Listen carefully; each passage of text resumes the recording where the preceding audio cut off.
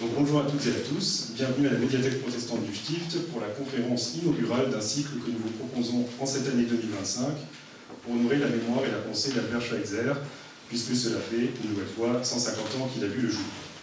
9 conférences au total, une par mois jusqu'en novembre, à l'exception de juillet-août, et dont vous avez trouvé le programme détaillé sur les flyers qui sont disposés un peu partout. Ces conférences réunissent des historiens, des théologiens, des pasteurs, ou encore un musicologue, c'est la prochaine avec Béa Felmy. Et pour commencer ce soir, un philosophe. Nous sommes en effet très heureux d'accueillir Frédéric Luchet, qui plus est dans le cadre d'un nouveau partenariat pour la médiathèque protestante avec l'Union protestante libérale, qui nous a proposé cette conférence et qui a fait venir beaucoup de monde ce soir dans la salle. Merci tout particulier à Ernest Winstein pour son initiative et à qui je laisse la parole pour présenter l'Union protestante libérale.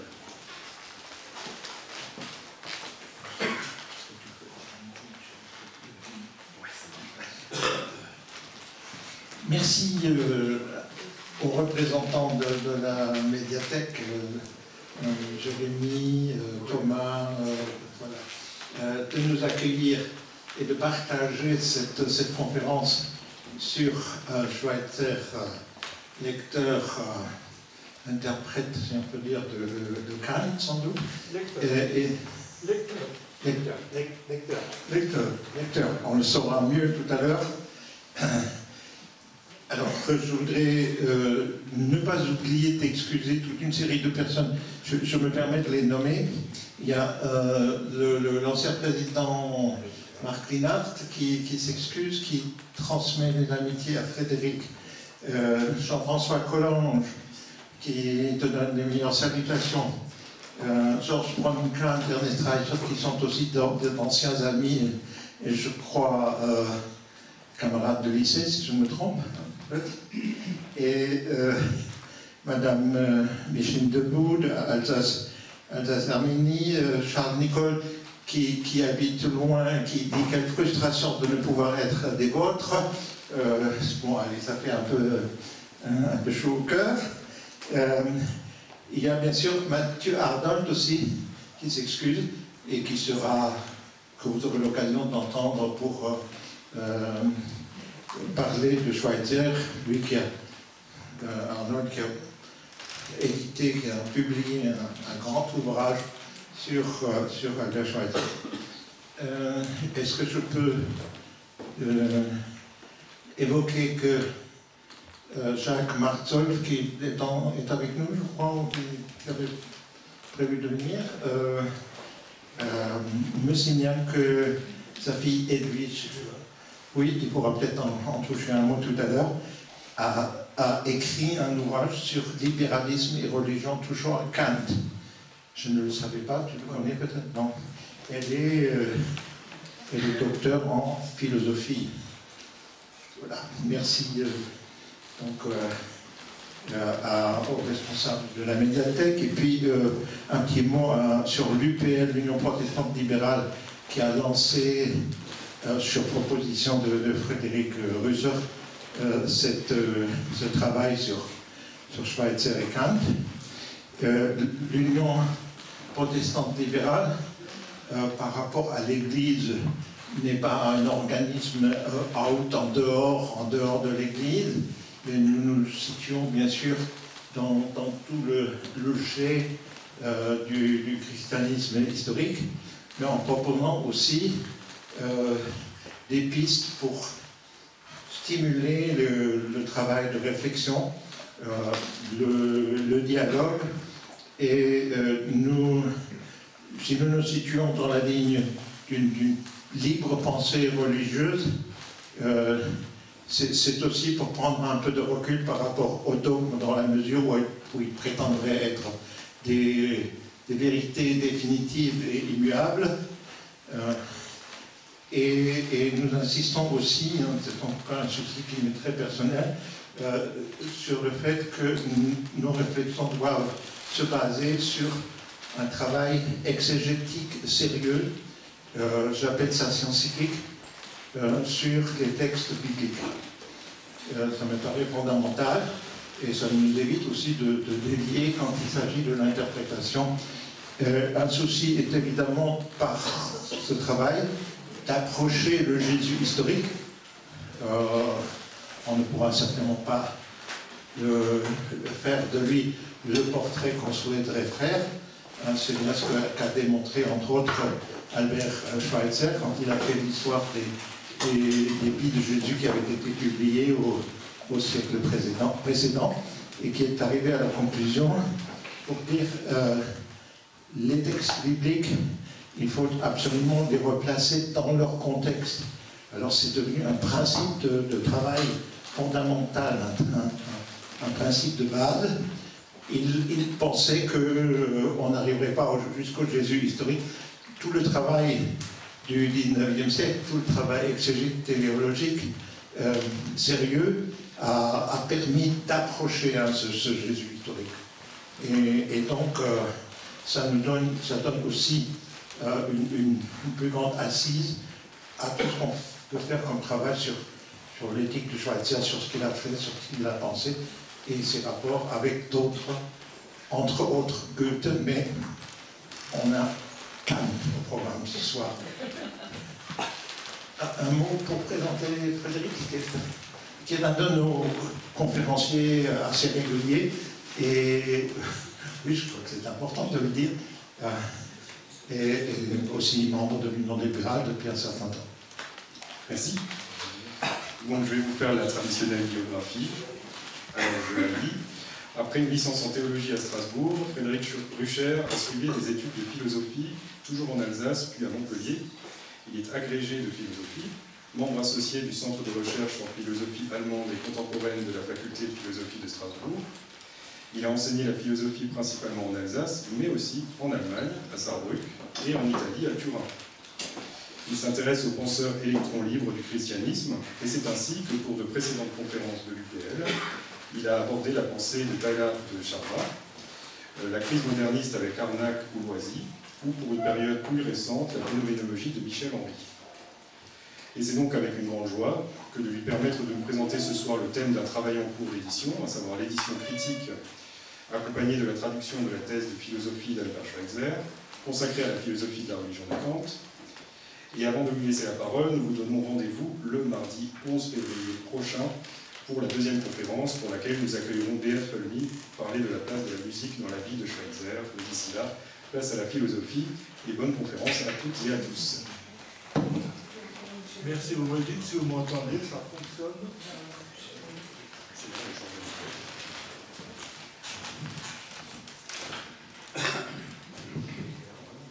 Est-ce que tout le monde m'entend bien?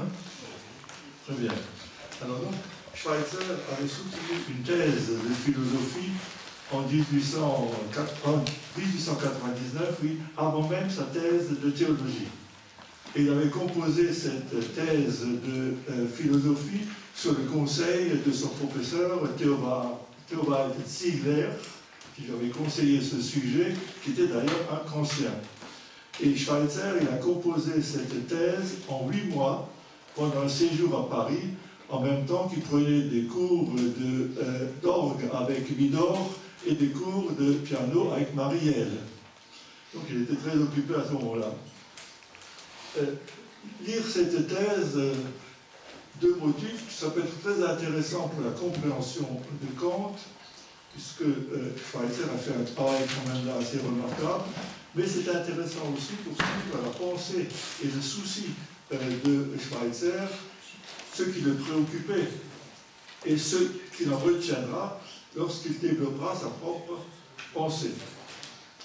Mon exposé, qui n'est pas trop long, comportera 4 temps. En un premier temps, j'essaierai de présenter la position, la situation de Schweitzer quand il aborde son travail sur Kant. Quelles sont ses convictions déjà et quelles sont ses préoccupations. En un deuxième temps, vu les circonstances, je ne sais pas si tout le monde est familier avec la pensée de Kant. En un deuxième temps, donc, je ferai une présentation schématique de ce qu'on entend par la philosophie kantienne, c'est-à-dire l'idéalisme transcendantal. Simplement pour que, je ferai le plus schématique possible, pour qu'on puisse comprendre ce que Schweitzer retient et la manière sur laquelle Schweitzer va lire Kant.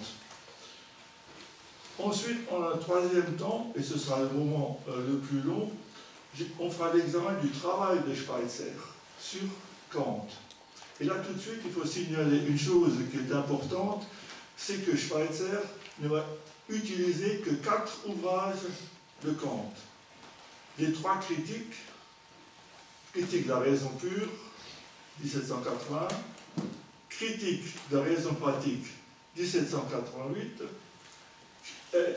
critique de la faculté de juger, 1790. Et ensuite, la religion dans les limites de la sainte raison. Deuxième remarque à faire, dans cette thèse rédigée en 8 mois, Kant ne va faire aucune confrontation de sa lecture de Kant avec les travaux qui ont déjà été publiés et qui ont été très nombreux au XIXe siècle sur Kant. Aujourd'hui, je crois que les directeurs de thèse auraient du mal à accepter qu'on leur présente une thèse sur Kant qui se repose simplement sur 4 ouvrages en oubliant les textes annexes. Par exemple, l'idée d'une histoire universelle au point de vue cosmopolitique, qui est très important également pour la conception morale, ou bien la métaphysique des mœurs, ou bien le conflit des facultés qui justement traite des rapports entre la philosophie et la théologie. Donc, c'est à retenir, il retient simplement ces 4 ouvrages-là, et c'est cela qu'il va étudier, mais là, il faut le dire, il va les étudier crayon à la main. C'est vraiment impressionnant de voir le travail exact qu'il a fait, la lecture vraiment suivie qu'il a fait de ces textes. Et enfin, en un quatrième temps, on essaiera de cerner en quoi les démarches de Kant, Schweitzer a pu y voir des possibilités théoriques pour fonder une éthique qui soit à la fois autonome et religieuse. Et deuxièmement, pour cerner aussi ce qui a pu le laisser insatisfait chez Kant, mais dans cette insatisfaction, on peut en quelque sorte voir, en quelque sorte, comme en creux, la direction qu'il va prendre et qui va l'amener vers le fameux respect de la vie, qui viendra en quelque sorte prolonger, aux yeux de Schweitzer, ça vient prolonger Kant. Commençons par le premier point, donc, essayer de faire le point sur la situation intellectuelle et religieuse de Schweitzer lorsqu'en jeune homme, il aborde son travail sur Schweitzer. Il y a 2 points qui me paraissent essentiels. Premier point, Schweitzer est alors très attaché à son Église et il le restera toujours. Pour lui, cela signifie rester attaché à ce que son Église transmet d'essentiel. Essentiel qu'il s'agira de cerner et essentiel sur quoi il a déjà quelques idées extrêmement précises quand il aborde Kant. Parlons donc de cet attachement à son Église. On le sait, Schweitzer était fils d'un pasteur libéral et il s'est d'emblée inscrit dans cette ligne, dans cette mouvance-là. Mais il faut préciser une chose importante. Être libéral ne suppose pas accepter telle ou telle thèse théologique. Être libéral pour Schweitzer signifie simplement accepter le principe que rien ne doit entraver la recherche historique rationnellement conduite sur les évangiles. Schweitzer écrit « La religion n'a rien à craindre d'une confrontation avec la vérité historique. Rien ne doit entraver la recherche de la vérité, rien ne doit entraver une recherche conduite de manière rationnelle. En ce sens, Schweitzer est un homme de lumière. » C'est la fin du XVIIIe siècle, mais c'est un homme de lumière. Son étude historique des textes, on le sait, a amené à des conclusions que tous ne partageront pas. Schweitzer expliquait à ses étudiants à Strasbourg, au début, quand il enseignait à la faculté de théologie à Strasbourg, j'ai estimé qu'il était possible, jusqu'à un certain point, d'évoluer parmi les symboles des religions historiquement établies et de les comprendre de l'intérieur, pourvu que l'on reconnaisse clairement qu'il s'agit de symboles. Une des conclusions essentielles auxquelles son travail des textes bibliques l'a conduit, c'est la dimension eschatologique de la prédication de Jésus. Jésus attendait la fin du monde de manière imminente. Et donc, pour Schweitzer, théologien, il y a eu aussi la nécessité de repenser le message de Jésus dans un contexte qui n'était plus celui de l'attente de la venue imminente du royaume du Christ. Schweitzer écrit « Nous n'attendons plus, comme ceux qui écoutaient la prédication de Jésus, que le royaume de Dieu se réalise en événements surnaturels. » Pour Schweitzer, mais cela n'enlève rien pour Schweitzer à la foi chrétienne. Il faut retenir pour lui l'essentiel. Ce qu'il faut retenir d'essentiel, et je cite toujours Schweitzer, c'est que nous croyons que Dieu se manifestera seulement par la vertu de l'Esprit de Jésus agissant dans nos cœurs et en ce monde. La seule chose qui importe, c'est que nous soyons dominés par l'idée du royaume de Dieu, autant que Jésus l'exigeait de ses disciples. Schweitzer ne cessera d'ailleurs pas d'être un prédicateur et demandant en quelque sorte à son auditoire d'être fidèle à l'esprit de Jésus, mais non pas dans un esprit d'adhésion au dogme. En d'autres termes, il s'agit d'être fidèle à l'esprit de Jésus, mais non dans la perspective d'une adhésion au dogme. Je reviendrai encore parce que c'est aussi le problème de Kant. Le deuxième point qu'il faut retenir concernant Schweitzer, avant même, au moment où il aborde Kant, c'est qu'il est soucieux, pour lui il reste ouvert, et c'est son souci, la question du fondement de la morale. Alors, certains pourraient s'étonner que l'attachement de Schweitzer à son Église ne soit pas ipso facto un fondement de la morale. Selon l'opinion commune, on le sait bien, être fidèle de l'Église, c'est obéir au commandement de la religion. Eh bien, il faut bien constater, force est de constater, que pour Schweitzer, son attachement à son Église n'a pas pu faire qu'il reste en quelque sorte interrogatif sur la question du fondement de la morale. Plus précisément, selon sa formulation, il reste interrogatif sur la question de la compréhension de l'accord entre l'éthique, la morale et le monde. Et cela, jusqu'à un épisode qu'il situait lui-même en 1915, lorsqu'il découvre le fameux principe Ehrfurcht vor dem Leben. Il raconte ça dans ses souvenirs, un peu de manière sans doute poétisée ou romantisée. Il était en train de, sur un fleuve en Afrique, il voyait un troupeau d'hippopotames, et puis brusquement, ce qu'il cherchait, il l'a trouvé. Il disait que jusque-là, c'est comme s'il se heurtait à une porte d'airain. Il n'arrivait pas à saisir, il est devant une porte d'airain. Et brusquement, comme il le dit, la porte d'airain s'est ouverte et il a trouvé l'idée centrale, l'affirmation que l'éthique est un lien entre le monde et la religion aussi. Donc, et pour Schweitzer, il s'agit de penser et de repenser toujours à nouveau l'essence de l'éthique. C'est très important. Le terme de pensée est essentiel pour comprendre Schweitzer. Dans Kultur und Ethik, culture et éthique, Schweitzer écrivait Das Denken muss danach streben, das Wesen des Ethischen zum Ausdruck zu bringen. Il revient à la pensée d'exprimer et donc de montrer explicitement le fondement de la morale.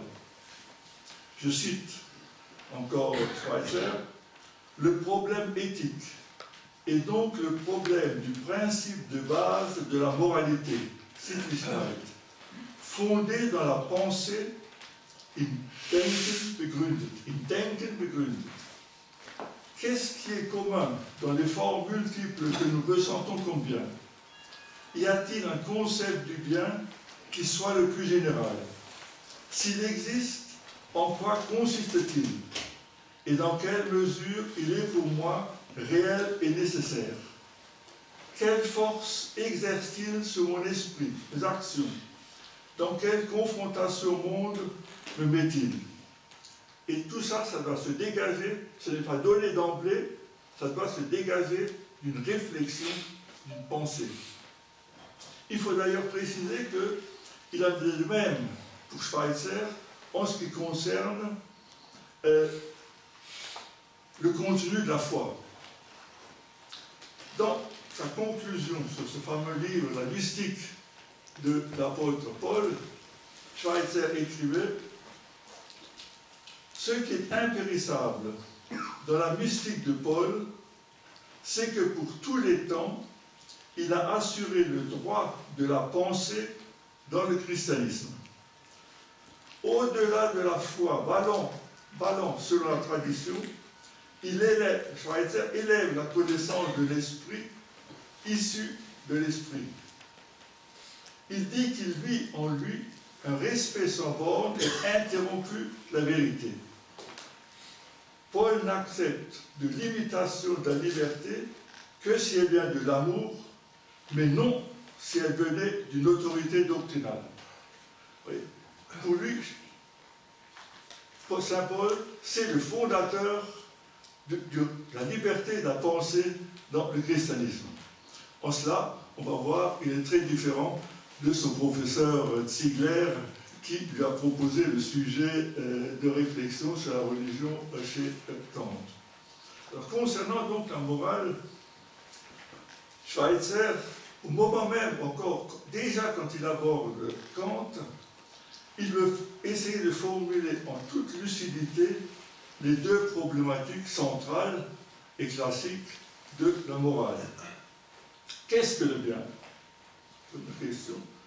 Deuxième question, très importante pour Schweitzer, quelle est la force qui s'exerce sur l'esprit dans le sens du bien? En d'autres termes, ce qu'il faudrait arriver à formuler conceptuellement, c'est 1. Ce qui doit être fait, 2. Quelle est la force qui fait agir en ajoutant, et comment cette force qui nous fait agir peut être connue et considérée, vécue par tout le monde. Et on pourrait même ajouter une troisième chose, Schweitzer est toujours curieux et se demande toujours de voir quel est le rapport, quel lien il y a entre la dimension religieuse de l'éthique et le principe, en quelque sorte, que sa réflexion va lui fournir et qui doit être donné par la réflexion. Alors, Schweitzer connaissait évidemment les grandes thèses concernant l'éthique. Il y a tout un art de isme là. J'en cite simplement quelques-uns, ça rappellera des souvenirs. Pour la définition du bien, il y a eu bien entendu l'hédonisme, le bien c'est le bonheur. Il y a eu l'eudaimonisme, non, l'hédonisme, le bien c'est le plaisir. L'eudaimonisme, le bien c'est le bonheur. L'utilitarisme, le bien c'est ce qui est utile. L'ataraxie, le bien c'est quand on est tranquille. Ce qui, en quoi se rejoignaient d'ailleurs les stoïciens et les épicuriens. Tout c'est d'être tranquille. Vous pouvez en ajouter de multiples autres encore. Pour le fondement de l'obligation, on connaît aussi un grand nombre de théories. La théorie très largement répandue aujourd'hui, qui est souvent constatée chez les élèves, c'est la fameuse théorie de l'inculcation, le bien, la morale, c'est ce que nous inculque. En d'autres termes, la morale, ça relève d'une sorte de dressage. Mais il y a aussi des thèses naturalistes, naturellement, et des impulsions alors qui nous poussent à faire le bien. Vous avez les thèses sociologistes, ça vient de la société, chacun compte de la société. Les thèses matérialistes, genre marxiste par exemple. Les thèses rationalistes, c'est la raison qui guide l'homme, c'est un peu, d'une certaine manière, qui se trouve chez Kant, mais pas seulement. Les thèses idéalistes, sur le modèle platonicien, dans l'âme de chacun, il se souvient du bien qu'il a connu dans le monde des idées.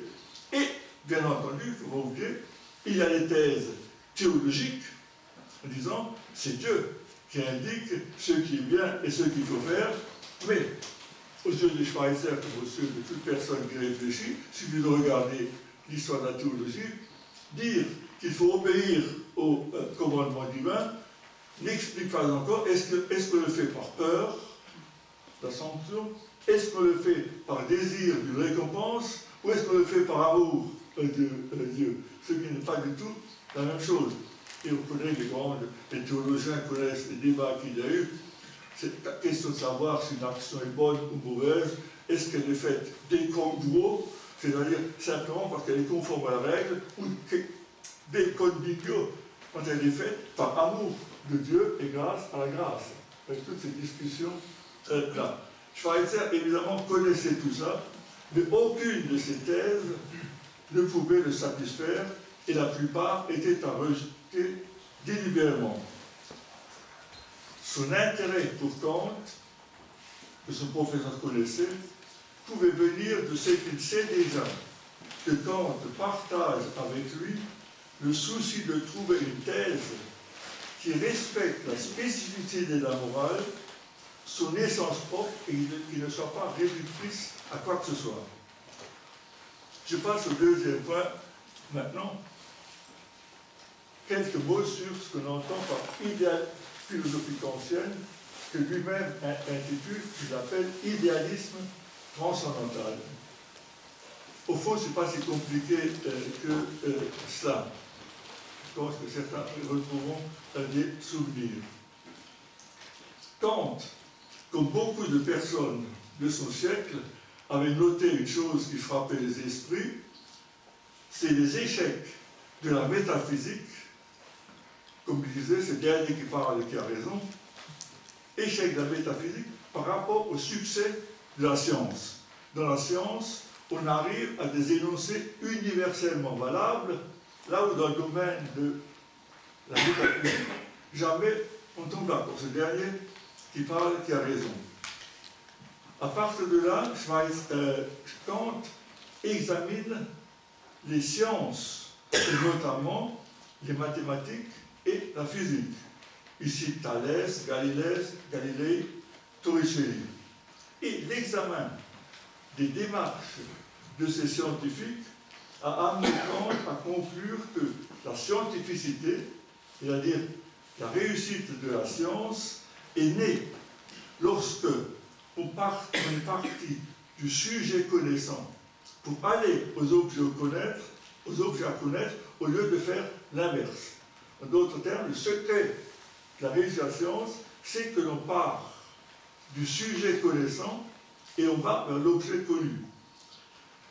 Ce qui veut dire que, pour Kant, pour comprendre qu'il y ait une universalité dans le savoir scientifique, il faut faire le point sur ce que l'esprit humain apporte dans la connaissance, et ce qu'il appelle l'a priori. En admettant, bien entendu, que cet a priori sera le même dans tous les esprits connaissants. C'est parce qu'il y a universalité de l'a priori que le savoir scientifique peut devenir universel.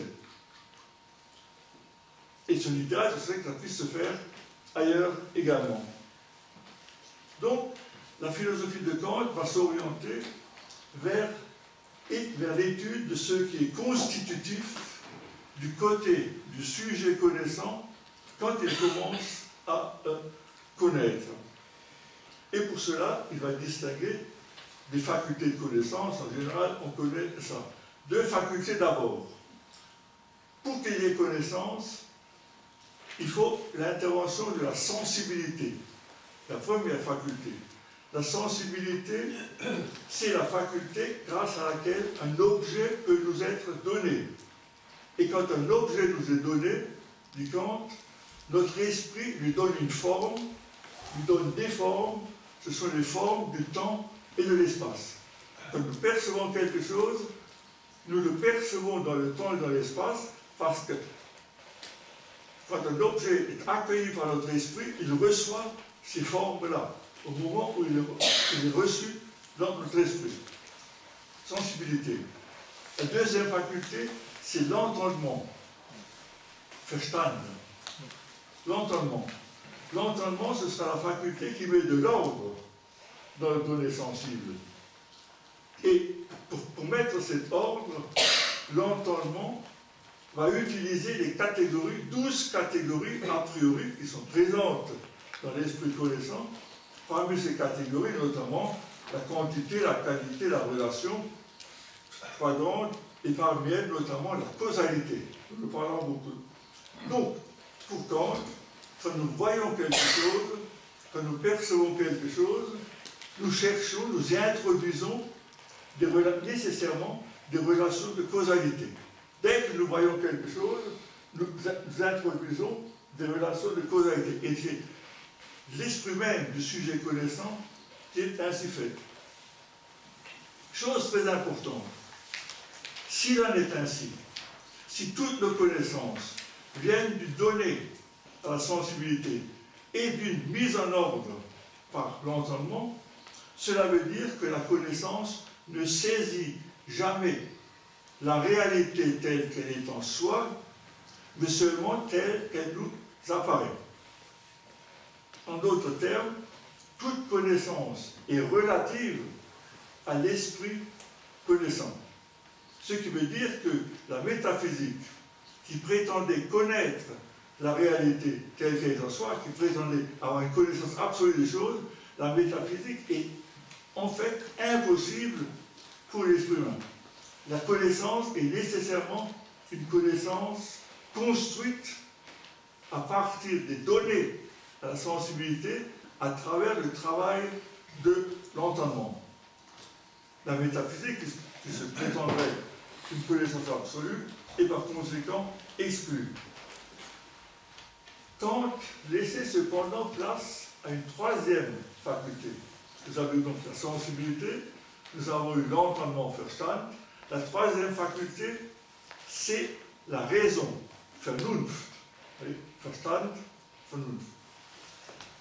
Cette troisième faculté travaille, si vous pouvez avoir quelque chose à boire, un verre d'eau. Cette troisième faculté travaille à compléter les connaissances de l'entendement en recherchant, comme le voulait la métaphysique, ce qui est inconditionné dans le conditionné. En d'autres termes, la raison pousse l'homme à chercher les racines premières de toute chose, la vérité première des choses. La raison, cherchant ainsi l'inconditionné dans le conditionné, va formuler des idées, va forger des idées. Merci. Comment ça fait ça?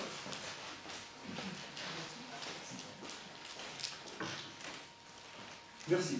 Donc, la raison va forger à partir de là ce que Kant appelle des idées. Les idées, c'est chaque fois, dans différents domaines, l'inconditionné, la vérité première.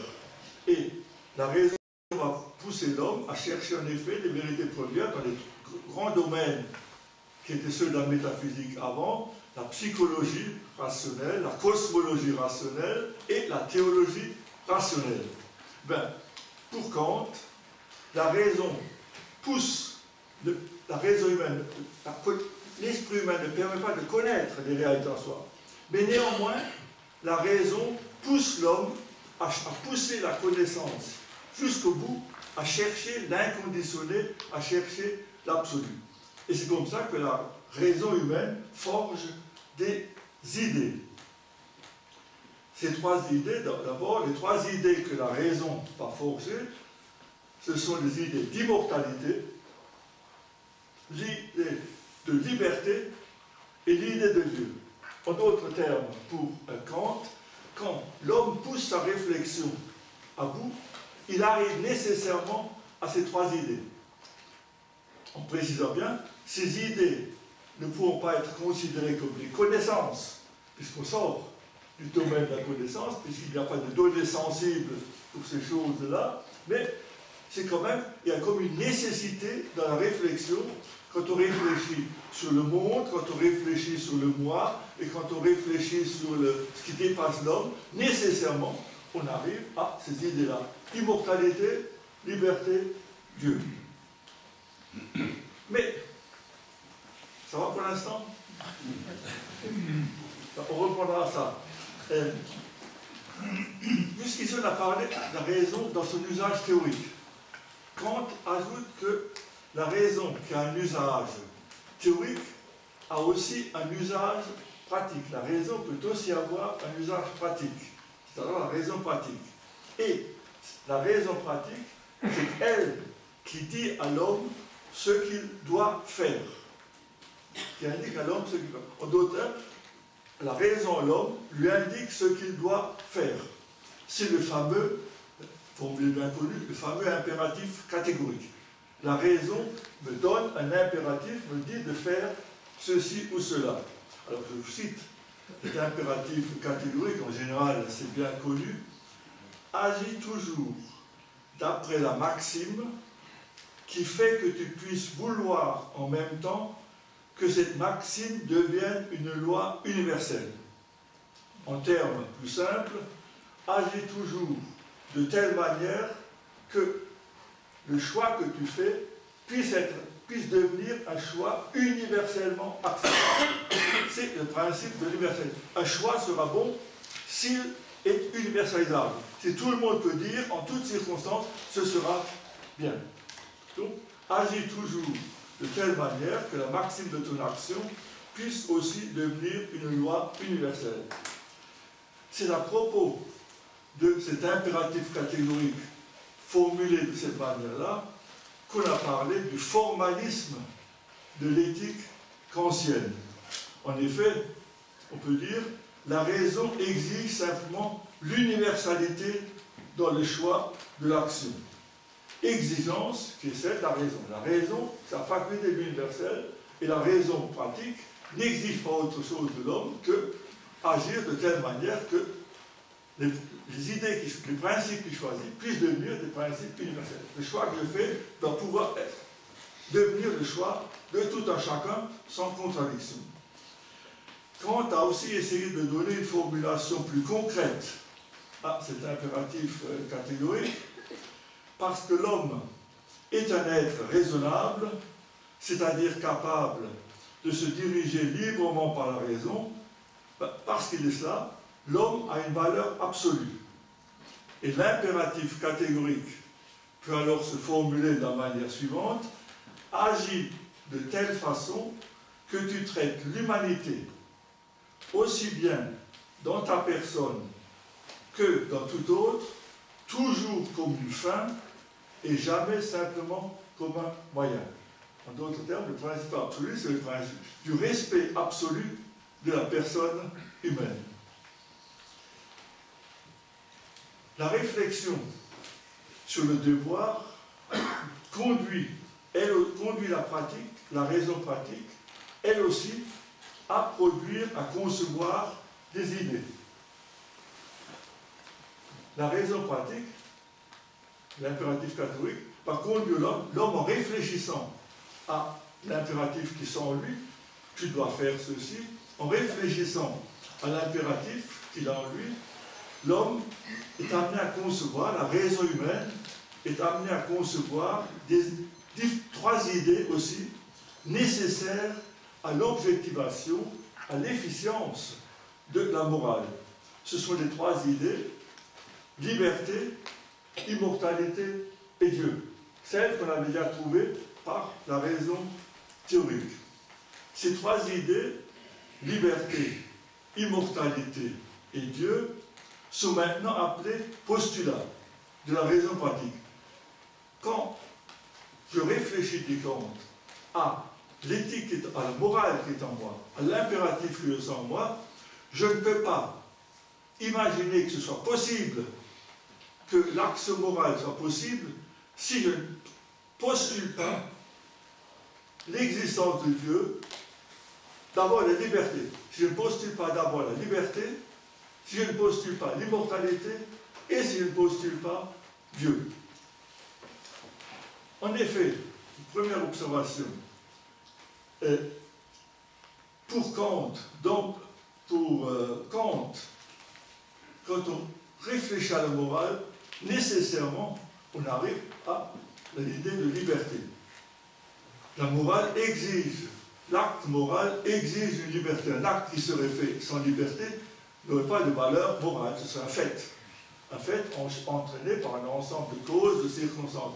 L'axe moral implique nécessairement la liberté. Le jeune Schweitzer sait évidemment tout cela. Il a eu la chance d'avoir des professeurs kantiens à l'université de Strasbourg.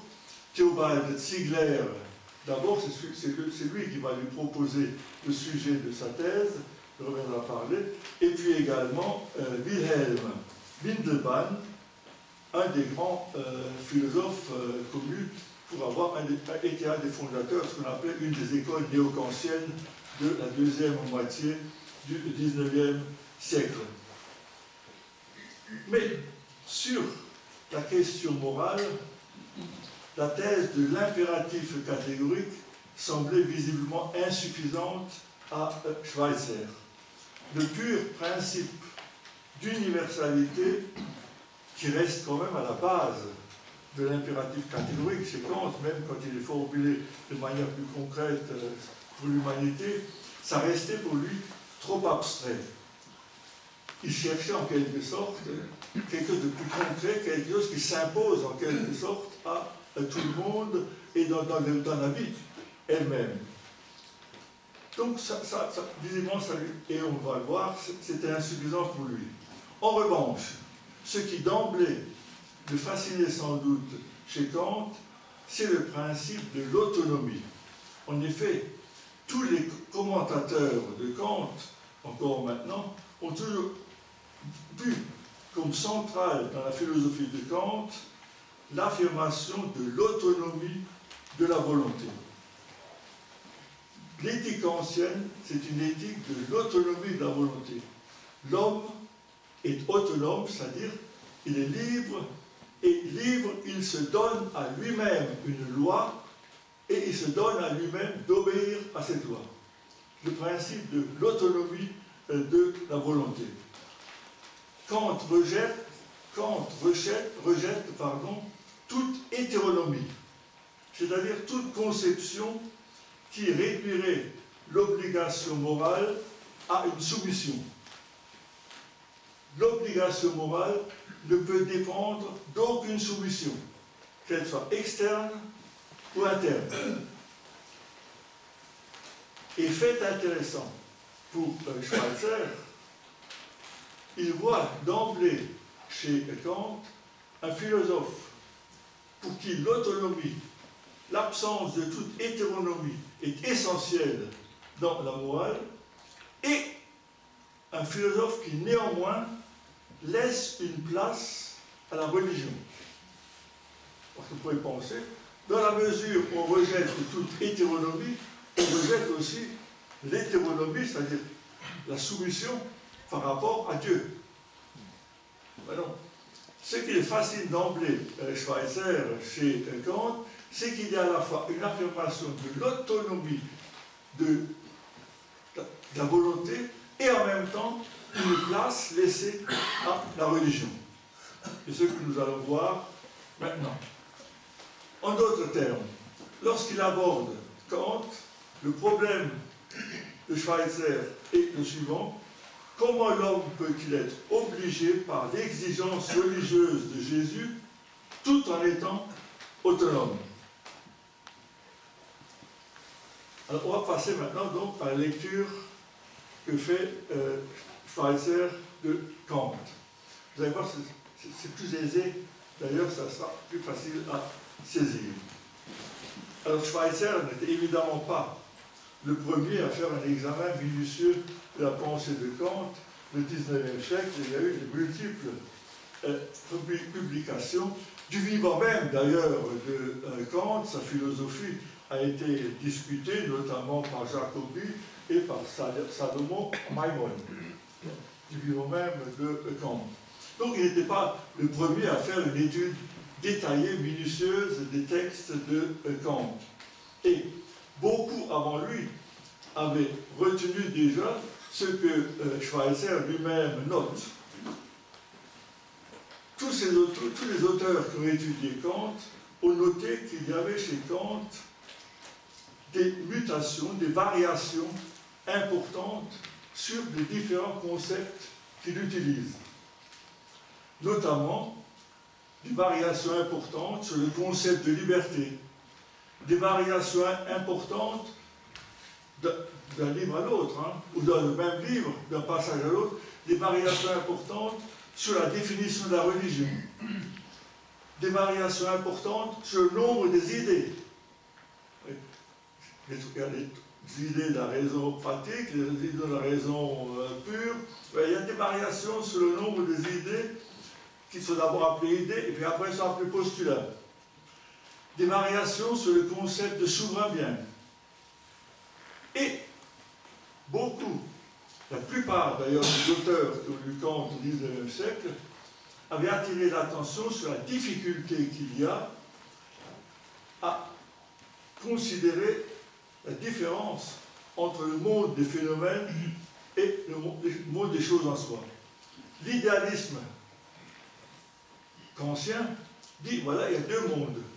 Il y a le monde sensible, le monde des phénomènes que nous connaissons, et il y a le monde des choses en soi que nous ne connaissons pas. Donc, il y a deux mondes.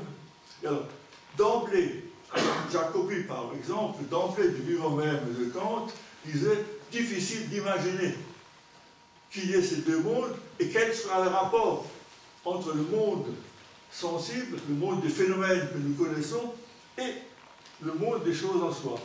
Comment penser ce rapport? On ne peut pas dire que l'un est la cause de l'autre, parce que justement, la catégorie de causalité n'existe que dans le monde des phénomènes. C'est l'analyse de Jacobi, contemporain de Kant. Alors, comment va procéder Kant devant ce constat qu'il y a des variations importantes, des flottements, pourrait-on penser en un premier temps, des flottements importants dans les différents textes de Kant, dans les différentes démarches de Kant. Bien, ce qui est intéressant, c'est que d'emblée, Schweitzer ne va pas chercher à dégager l'unité d'une pensée au-delà des variations. Il ne va pas chercher à faire une astucieuse synthèse. D'autres l'ont essayé de différentes manières, y compris parfois de très grands auteurs comme Victor Delbos au XXe siècle, avec beaucoup d'astuces. Ça reste d'ailleurs un grand classique. La philosophie pratique de Kant, de Victor Delbos, reste un des monuments de l'analyse de Kant. Kant, lui, il va travailler dans la perspective de son maître Wilhelm Windelband. Donc, je dis un mot tout à l'heure, qui a écrit une histoire de la philosophie et qui était un néo-kantien de ceux qu'on appelait les néo-kantiens. La position de Windelband était intéressante. Au fond, pour lui, c'était ce qu'on appellerait ça aujourd'hui un principe heuristique. Windelband pensait que quand on aborde un auteur, il faut noter que chez beaucoup d'auteurs, il y a une irruption, une intervention inattendue, enfin, difficilement explicable d'abord, il y a une irruption de motifs différents de l'idée principale que l'auteur veut développer. En d'autres termes, pour Wittgenstein, quand un auteur élabore une œuvre, il a une idée directrice. Pour Kant, par exemple, l'idée directrice, ce sera l'idéalisme transcendantal, la différence entre le monde sensible, le monde des phénomènes et le monde des choses en soi. Donc, quand un philosophe, quand un penseur travaille, il a une idée directrice. Seulement, pensez Wittgenstein, chez beaucoup d'auteurs, il faut constater que cette idée directrice va être affectée, déplacée, parfois même rejetée par l'irruption d'un phénomène différent, notamment venant de la personnalité profonde de l'auteur. Wittgenstein, il appelle ça Erscheinung von Problemverschlingung.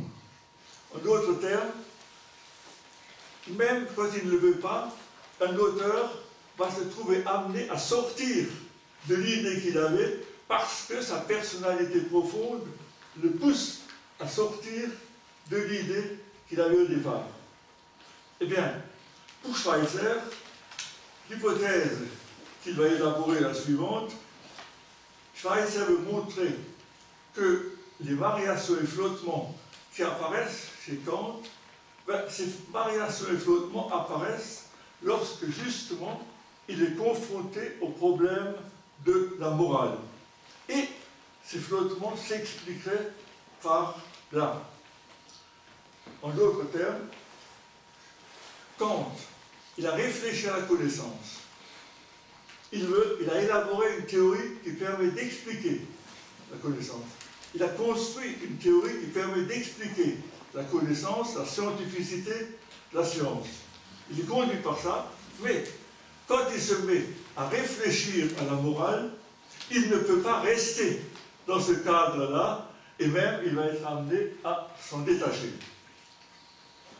Et, d'emblée, pourquoi est-ce que cela va se produire? Parce que, on fait observer Schweitzer, Kant ne pouvait pas ne pas observer qu'avec sa thèse de l'idéalisme transcendantal, avec sa thèse de la séparation entre le monde des phénomènes et le monde des choses en soi, si on part sur cette idée-là, on se heurte au problème du statut de la liberté. Où se situe la liberté là-dedans? Puisque dans le domaine des phénomènes, la liberté n'a pas sa place. Puisque dans le domaine des phénomènes, une chose entraîne une autre. Notre esprit est ainsi fait que quand on observe les phénomènes qui nous entourent, forcément, nous concevons qu'un phénomène est causé par les autres. Il n'y a pas de place pour la liberté là-dedans. Comment résoudre ce problème? Eh bien, Schweitzer, l'hypothèse de Schweitzer, c'est que Kant, en travaillant, lorsqu'il est confronté au problème de la morale, petit à petit, parfois plus ou moins sensiblement, se dégage de sa propre philosophie. Parce qu'il cherche les moyens de penser la morale avec son authenticité comme autonomie, comme liberté. Ça va pour l'instant? Alors, donc, ce que Schweitzer montre à propos de Kant, c'est que Kant va essayer de trouver une place pour la liberté étant condition sine qua non de la morale. Dans la perspective de l'idéalisme transcendantal, dit Schweitzer, en effet, tous les phénomènes que nous observons sont des phénomènes qui ont une cause. Et c'est vrai pour le monde extérieur, mais c'est vrai pour nous-mêmes. Pour Kant, en effet, la connaissance que nous avons de nous-mêmes, nous nous connaissons en tant que phénomène.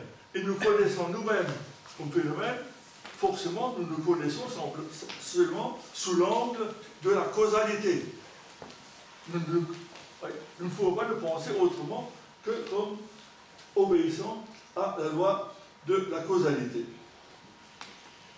Kant dit que le sujet connaissance, c'est le jeu transcendantal qui organise ce vocabulaire kantien, c'est le jeu transcendantal, et ce jeu transcendantal contient des catégories qui nous font penser, et notre conscience de nous-mêmes est elle-même soumise à ce jeu transcendantal. Il y a là-dessus des études assez amusantes, largement faites, notamment par un philosophe du XXe siècle, qui est le professeur à Lyon, je crois, Lachiaiseray.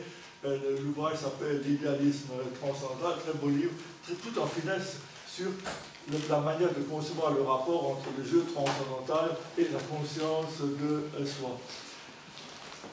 Donc, il n'y a pas de place pour la liberté là-dedans. Alors, Kant et Schweitzer va continuer. Tout ce que Kant va faire, Schweitzer maintenant, c'est chercher une solution au problème de la morale.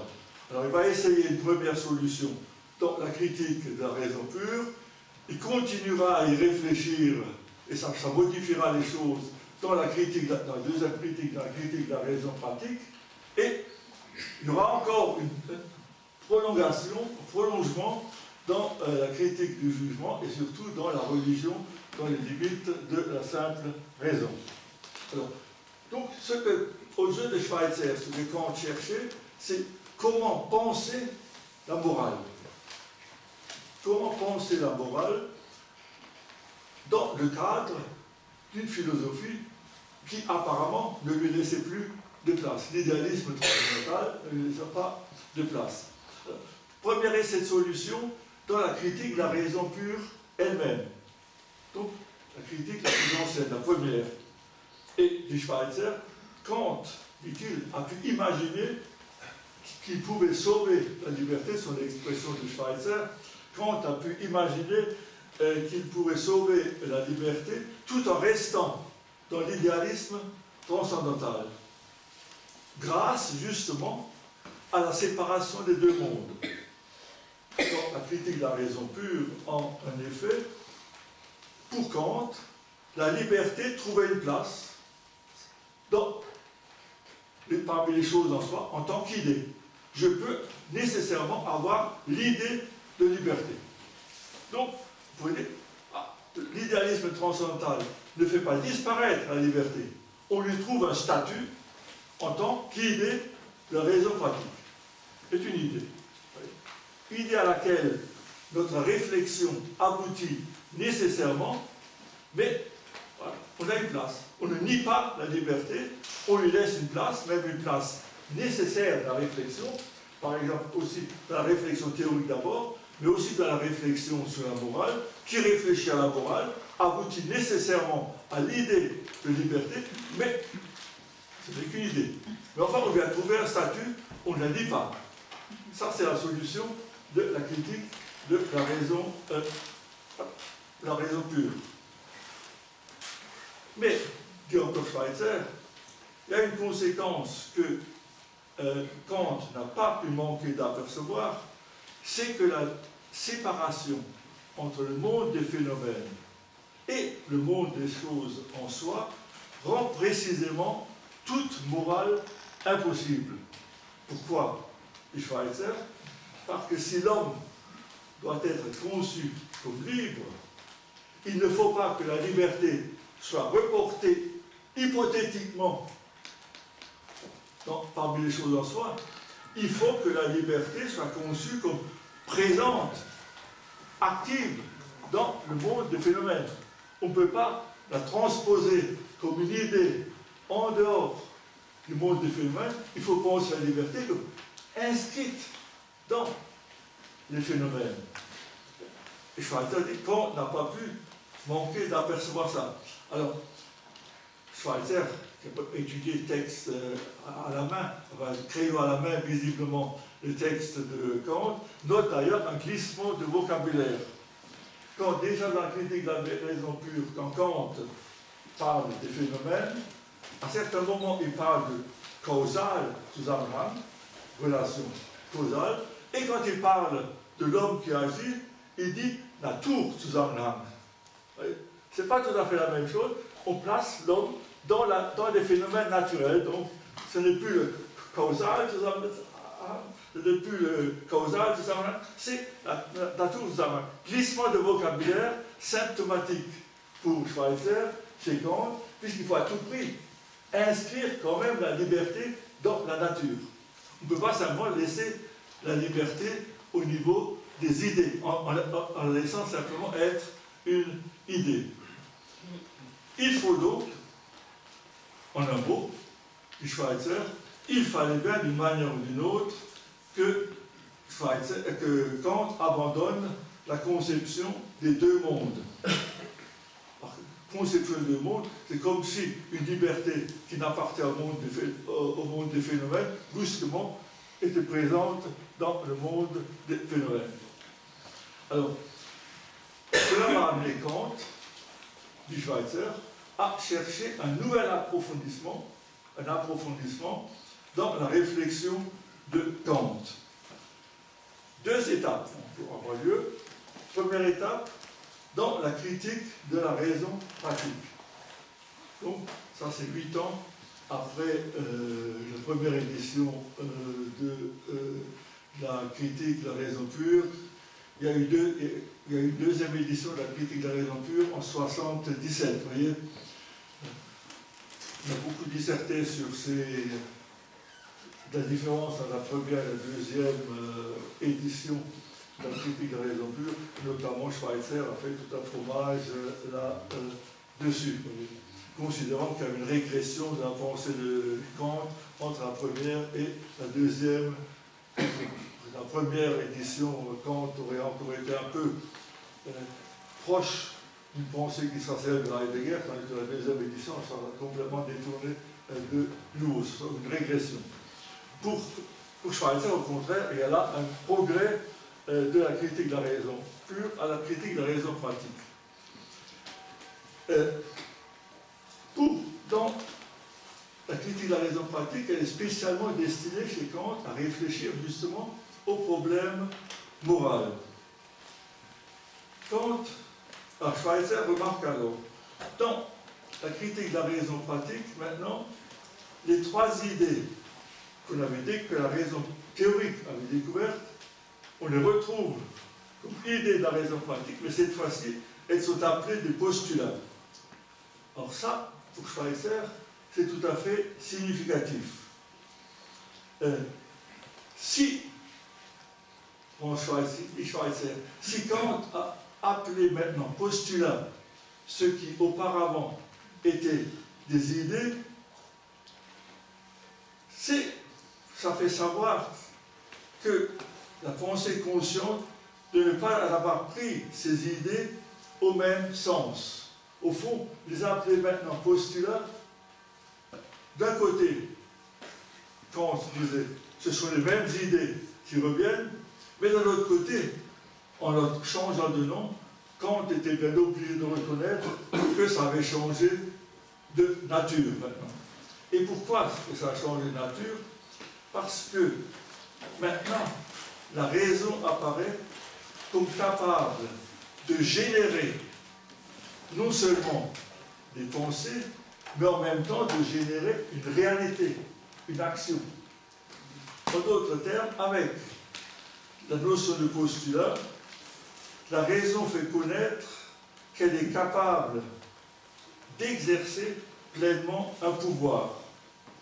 Et, ajoute Schweitzer, il apparaît, chose tout à fait remarquable, que dans la critique de la raison pratique, en réalité, la liberté n'a pas été introduite comme postulat. Dans la critique de la raison pratique, la liberté est utilisée comme fondant les deux autres idées, celle d'immortalité et de Dieu. En réalité, ce qui se passe dans la critique de la raison pratique, fait observer Schweitzer, c'est que la morale est considérée comme un fait, factum, terme utilisé d'ailleurs par Kant lui-même. La loi morale qui est en nous est un fait qui s'impose à nous. Et la liberté est donnée dans ce fait même. Dès que La raison me dit ce que je dois faire, je sais en même temps que je peux faire. Parce qu'on ne dit pas tu dois à quelqu'un qui ne peut pas. Ça n'aurait pas de sens de dire tu dois à une table, à une chaise. Dire tu dois, ça veut forcément dire que tu peux. Dans la formule de Kant, du sollst, also kannst du. Oui, en d'autres termes, il n'y a pas d'impératif possible moral sans la liberté. En d'autres termes, maintenant, on est loin de l'idéalisme transcendantal, et Kant lui-même qui donnait ce sens à sa philosophie, puisqu'on a maintenant une réalité absolue, inconditionnelle, connue, la liberté. On connaît maintenant la liberté avec liée la liberté de la volonté qui donne en même temps l'impératif de ce qu'il faut faire.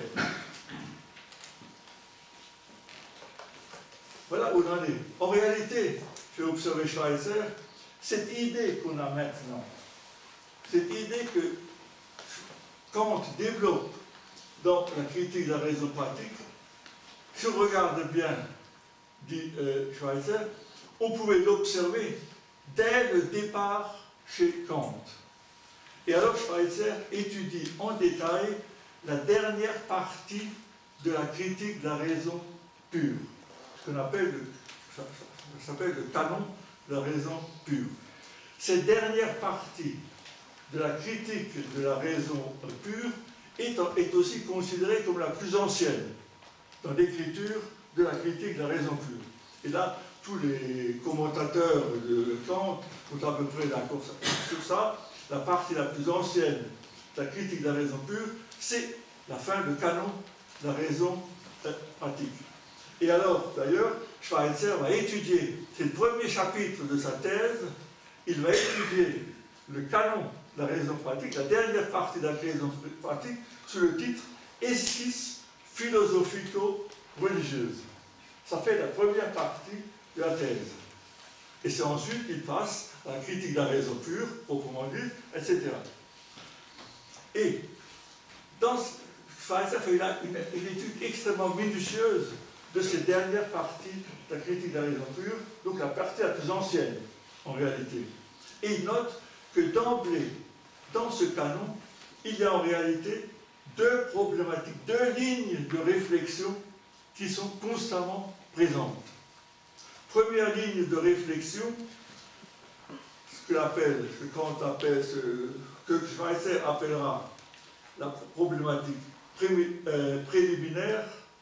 Là, concernant l'action morale, le sujet s'oppose lui-même avec toutes ses actions, s'oppose lui-même avec toutes ses actions aux événements du monde qui se déroulent dans le mécanisme naturel. En d'autres termes, dans cette problématique préliminaire, on considère que le sujet, si vous voulez, s'oppose au mécanisme du monde, se présente en quelque sorte comme s'opposant au mécanisme de la nature. Dans la deuxième problématique est également présente, et que, enfin, ça rappelle problématique supérieure, le moi de l'homme devient une causalité libre, une personnalité morale. Une personnalité morale effectivement présente dans le monde sensible. En d'autres termes, l'homme s'apparaît, dans cette deuxième problématique, l'homme s'apparaît d'emblée comme appartenant au monde sensible, comme se développant comme sujet personnel. Et alors il y a tout un ensemble, tout un schéma d'ensemble où il oppose ces deux problématiques qui seraient présentes. En d'autres termes, Kant, aux yeux de Schweitzer, il réfléchissant à la science, comme beaucoup de philosophes de son temps, il a élaboré toute une théorie de la connaissance, mais toujours déjà, Kant était préoccupé par la question morale, et d'emblée, il a toujours essayé de trouver une place à la morale dans sa réflexion et dans sa philosophie. Alors, passons à la solution maintenant, plus précisément, revenons à la solution de la critique de la raison pratique, qui se trouve dans la raison pratique, la solution. Et on verra maintenant tout de suite combien chez Kant, combien chez Schweitzer, hein, l'analyse de la philosophie rejoint l'analyse de la morale et de la religion. Comment l'analyse de la morale et de la religion se trouvent liées fondamentalement. Pour Schweitzer, cela se remarque notamment dans la variation sur les trois idées, la fameuse triade des idées. Alors, je résume rapidement. Dans la critique de la raison pure, déjà dans la critique de la raison pure, on a une évolution, observe Schweitzer. Les trois idées, c'est d'abord moi, le monde et Dieu. Ensuite, ça devient immortalité, liberté, Dieu. Immortalité, liberté, Dieu. Dans la critique, ça c'est critique de la raison pure. Dans la critique de la raison pratique, ces trois idées deviennent des postulats et l'ordre devient liberté, immortalité, Dieu. On a interprété l'ordre. Allah Schweitzer est très même sarcastique à ce moment-là. Vraiment, il présente les choses de la manière suivante. Il dit, imaginons quelqu'un qui est sur un champ de course, il voit trois chevaux au départ sur la ligne de départ, il les voit partir ensemble, côte à côte, après il les perd de vue, et quand il les revoit de nouveau, ils sont plus à la même place. Sans qu'on sache pourquoi l'un est placé devant et l'autre est placé devant. Et là, même pour les idées, quand on lit Kant, on voit les trois idées, et puis petit à petit, ça devient d'autres idées. De plus, j'ai déjà dit, Schweitzer a observé, dans la critique de la raison pratique, la liberté n'est d'ailleurs même plus un postulat. Et si on regarde bien, le terme de postulat n'intervient qu'après qu'on ait parlé de la liberté, la raison pure. En d'autres termes, la liberté, la connaissance de la liberté, va servir de base à formuler les deux autres postulats, le postulat de l'immortalité et le postulat de Dieu. Alors, le postulat de l'immortalité. Ça, c'est bien connu, c'est en général ce qu'on apprend dans les écoles et ce qu'on lit encore dans beaucoup de manuels. Pourquoi est-ce que, en réfléchissant, on arrive nécessairement au postulat de l'immortalité quand on réfléchit à la morale? Bien, c'est simple. La morale, l'exigence morale, c'est l'exigence de la perfection. Et tu dois chercher la perfection de ton axe moral, il faut que tu fasses des axes moraux purs. Or, cette perfection, quand on parle aussi de la sainteté, n'est possible, ne peut se réaliser qu'à l'infini. Or, comme nous sommes des êtres finis, la perfection ne pourra pas se trouver dans ce monde, donc on arrive à exiger l'immortalité. Si la morale doit pouvoir aboutir, il faut admettre l'immortalité. Puisque la morale exige la perfection, et que la perfection n'est pas dans le fini du temps, ben, il faut imaginer. Sinon, l'impératif moral perd son sens. Si on n'admet pas, c'est le raisonnement de Kant à ce moment-là, la critique de la raison pure. Quand on réfléchit à la morale, de toute façon, il faut admettre la liberté. Et si on admet que la morale a un sens, il faut nécessairement admettre que l'immortalité. Le postulat de Dieu, même autre, on y arrive nécessairement. Pourquoi? Parce que quand je réfléchis à la morale, la vertu, la morale exige la vertu. Et, normalement, il faudrait que la vertu soit unie au bonheur. Parce que ce serait au bon, pas acceptable qu'on exige la vertu et que cette vertu ne puisse pas être accompagnée de bonheur. Alors si on veut que la vertu et le bonheur puissent être associés, comme on constate bien que dans le monde où nous vivons, ça ne se fait pas, ben, on est amené à admettre qu'il y a un être supérieur qui va garantir la rencontre de la vertu et du bonheur. Dieu est en quelque sorte une idée à laquelle on arrive nécessairement si on pense que la morale va conduire nécessairement à la rencontre entre la vertu et le bonheur. Sinon, vous comprenez que la vertu est exigée, mais tant pis pour le bonheur. Si on veut que la vertu et le bonheur puissent être conjugués, nécessairement, on arrive à l'idée que Dieu existe. Donc, liberté, immortalité, Dieu. Mais, là, en d'autres termes, pour Kant, du Schweitzer à ce moment-là, Dieu est censé garantir la proportionnalité entre la vertu et le bonheur. Dieu, il faut admettre la chose ainsi.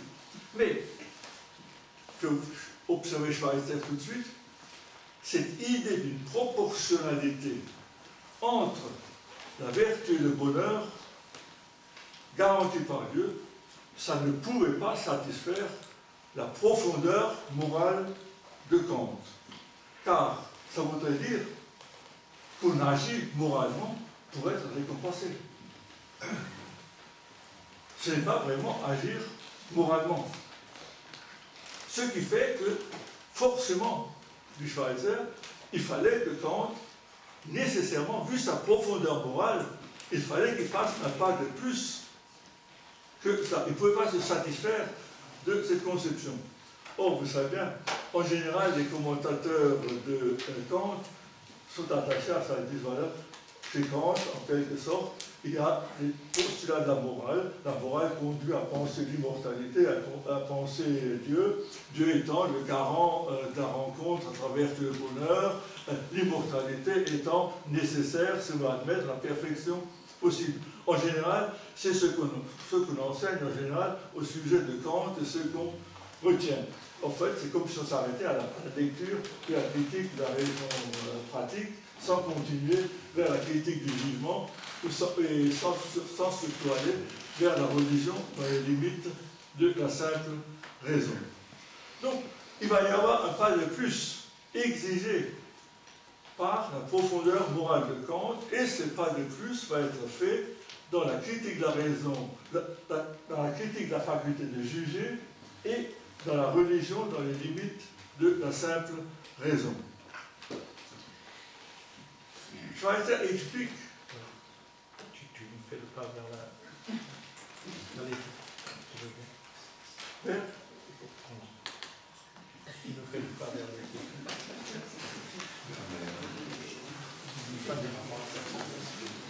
Oui, c'est pas. Mais essaye de comprendre les fondements. Ce qu'il faut bien comprendre, c'est que, contrairement à une idée qu'on a souvent eue,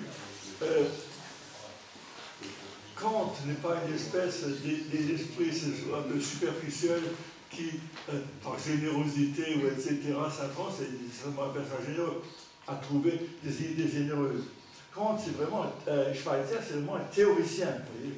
On le voit bien, et quand il arrive, on va le voir, quand il arrive à l'idée de respect de la vie, c'est parce qu'il y est conduit par une réflexion conceptuelle, par une exigence intellectuelle fondamentale. Au fond, Schweitzer était persuadé, il avait un sentiment, lui, mais il était persuadé que ce sentiment doit pouvoir se penser, doit pouvoir se justifier, et qu'il faut y arriver par des voies rationnelles. En d'autres termes, Schweitzer, c'est vraiment un philosophe conceptuel aussi. Ce n'est pas seulement un humanisme. D'ailleurs, quand Schweitzer est décédé, c'est dans Le Monde, son décès avait été annoncé par le doyen Mehl, à l'époque, la faculté de théologie de Strasbourg, et l'annonce de Schweitzer était sur la première page du Monde, et pour le professeur Mehl, c'était donné, voulait tout de suite expliquer, attention, on va vous présenter Schweitzer comme une espèce d'humaniste vague, ce n'est pas ça, c'est un théologien et c'est un philosophe. C'est le doyen Mehl, évidemment, avait tenu à ce moment-là, je suis en tête, la première page du Monde, en bas de la première page de la une, vous aviez cet article annonçant la mort de Schweitzer avec cette présentation faite par Roger Mail. Alors, Schweitzer explique que Kant ne pouvait pas s'en tenir à la thèse de la proportionnalité entre vertu et bonheur. Pourquoi? Parce que c'est contraire à l'esprit même de la morale. Parce que si on veut se pratiquer la vertu pour avoir le bonheur, c'est vraiment de la vertu. Et deuxièmement, c'est très important, parce que ça ne permet pas de penser correctement le rapport de Dieu à l'existence morale. En effet, comme la proportionnalité, mon téléphone, comme la proportionnalité entre la vertu et le bonheur n'a lieu que dans un autre monde, le concept de Dieu est de fait posé avec l'activité dans le monde dans une relation qui n'est qu'apparente. Si le lien entre vertu et bonheur se fait dans l'au-delà, en d'autres termes, le rapport de Dieu à nous devient un rapport extérieur. Il nous promet, il nous fait ceci, il nous fait ça. Donc, il faut par conséquent faire un pas de plus, mieux penser la morale et mieux penser Dieu. Alors, pour Schweitzer, il est clair qu'il manifeste que Kant, qui est attaché à la loi morale, l'était en même temps à la religion. Que Kant tenait à affirmer le lien interne entre la loi morale et Dieu. Le problème de Kant, par conséquent, était d'arriver à résoudre la difficulté fondamentale consistant à mettre la loi morale, autonome, dont nous avons conscience, dans une relation nécessaire, intime, intrinsèque, avec l'être suprême, sans mettre en cause l'indépendance de la loi morale et son caractère absolu. Le problème, en d'autres termes, devenait éthico-religieux. Et, comme je l'ai dit tout à l'heure, pour Schweitzer, au fond, le problème était éthico-religieux chez Kant, dès la critique de la raison pure, dans le texte le plus ancien de la critique de la raison pure. Alors, comment va alors se faire l'approfondissement dans la démarche kantienne? Schweitzer note les approfondissements suivants. Premièrement, il note, maintenant, dans la troisième critique et dans la religion dans la limite de la simple raison, Schweitzer note la mise en retrait du concept d'immortalité. Schweitzer note que le concept d'immortalité, c'est important d'abord, n'apparaît quasiment plus dans la religion, dans les limites de la simple raison. Comment est-ce que cela s'explique? Ben, cela s'explique du fait que, dorénavant, pour Kant, l'accomplissement moral n'est plus renvoyé dans un autre monde, mais il est pensé dans le cadre de la relation de chaque homme à la communauté morale à laquelle il appartient. En d'autres termes, Kant pense maintenant la morale comme le royaume de Dieu devant se construire par les hommes dans le monde où ils sont maintenant. Et il y a le déplacement, par conséquent, de ce côté-là.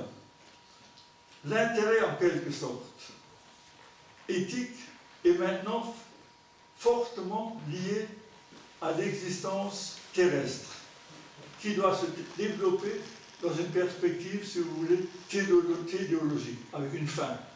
Cette notion, la notion de téléologie, de fin, de finalité, est introduite notamment dans la critique de la faculté de jugement. Vous voyez, dans la faculté de jugement, Kant expliquait que la raison humaine nous conduit aussi à concevoir qu'on ne peut pas le savoir, mais on peut penser que tout se passe comme si les choses obéissaient à une fin. Fin d'un monde, fin en toute chose. Comme si le monde va vers une fin. D'ailleurs, c'est un peu l'idée qu'il développe dans un des textes que Schweitzer avait étudié. L'idée d'une histoire universelle, ça se trouve notamment là, dedans.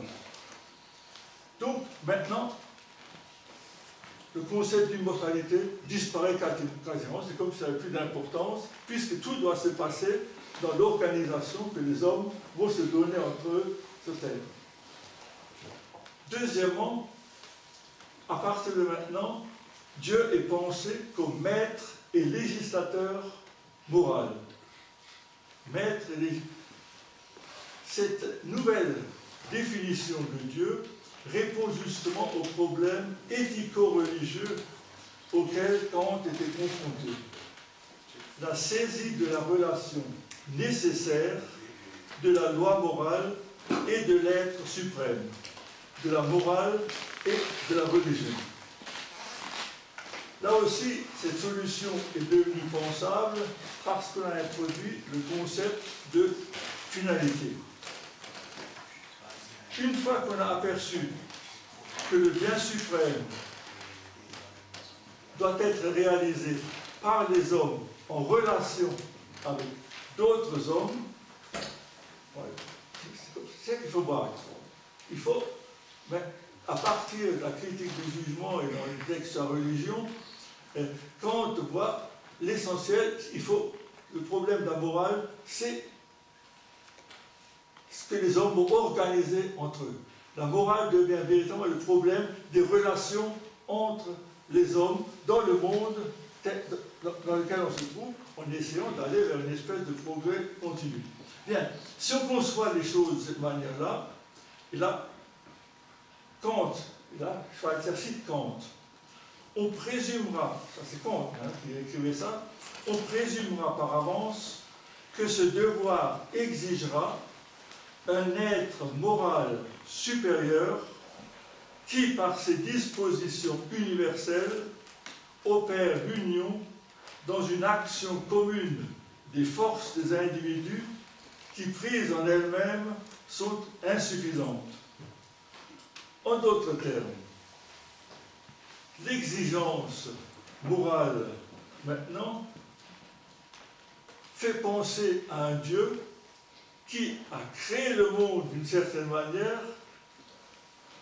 avec une évolution possible dans un sens. En d'autres termes, Dieu est le créateur, et en même temps qu'il est le créateur d'un monde qui peut évoluer dans un certain sens, il dote l'homme qui vit dans ce monde d'une conscience qui lui permet justement de faire évoluer le monde. En d'autres termes, Dieu est pensé à la fois comme maître, c'est-à-dire comme créateur, et comme législateur moral. Étant entendu que la morale ne va pas venir à l'homme comme de l'extérieur. La morale va venir à l'homme de l'intérieur en tant que créateur de Dieu, dans un monde qui est créé par Dieu. On arrive à l'écouter. On parle, Schweitzer, lecteur de Kant. Je refuserai absolument de dire que Schweitzer est un simple moraliste. C'est un philosophe. C'est un philosophe. Ne diminuons pas la valeur de Kant, c'est quelqu'un de Schweitzer, c'est un homme qui a réfléchi fondamentalement et techniquement au problème de la morale à travers Kant. Dans les dernières nouvelles, on se demandait, qu'annonçait la conférence, si l'influence de Kant sur Schweitzer. Je refuserai absolument de parler d'influence de Kant sur Schweitzer.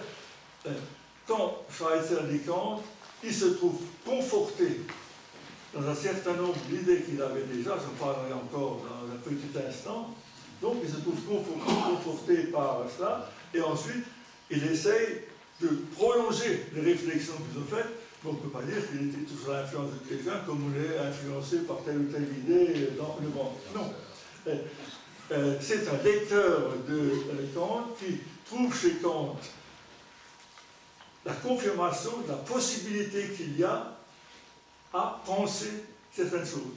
Il n'est pas impossible de penser un rapport entre morale et religion. Il n'est pas impossible, c'est pensable, c'est rationnellement pensable. C'est ça qu'il trouve chez Kant. Ça le rassure en d'autres termes, mais il n'est pas sous l'influence de Kant. Kant, d'une certaine manière, le conforte simplement. Et puis, deuxièmement, Kant le pousse à prolonger encore la réflexion. Kant est une exigence pour continuer la réflexion. Alors, On arrive au troisième point concernant le nouvel approfondissement.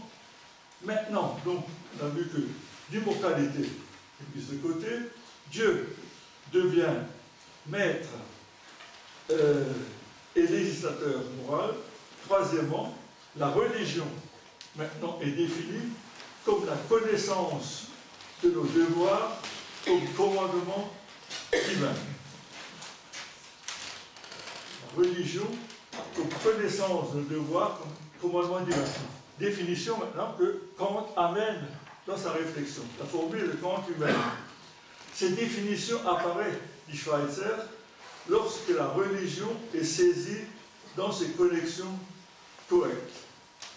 On voit alors qu'une conception authentique de la religion n'est possible que quand on atteint le concept de Dieu, ça fait Kant de nouveau qui parle, comme maître du monde et en même temps est lié à celui de Dieu législateur. Et Schweitzer cite Kant, l'introduction du concept de Dieu repose sur l'approfondissement éthique du concept de souverain bien et résulte nécessairement de l'essence de l'être moral commun.